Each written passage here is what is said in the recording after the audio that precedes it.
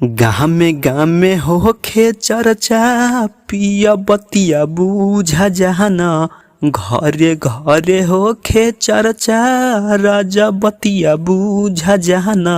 घर हूँ कराई बसी बचरा चरा जाजी सुधलाना।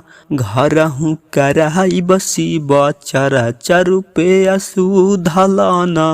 भोला जी तो जहानत हुए बानी हम गरीब हो। तहबे तो खोली है हमर किस्मत के नसीब हो। ए पिया भोला जी तो जहानत हुए बानी हम गरीब हो। तहबे तो खोली है हमर किस्मत के नसीब हो। मंटू दीवाना कहिले बतिया तू आजा बूझा जाना। घर हूँ कराई बसी बचरा चरा जाजी सुधलाना। घर हूँ कराई बसी बचरा चरुपया सुधलाना। दोस्तों अगर आप लोग को यह वीडियो पसंद आया होगा तो like comment share and subscribe follow करें। धन्यवाद।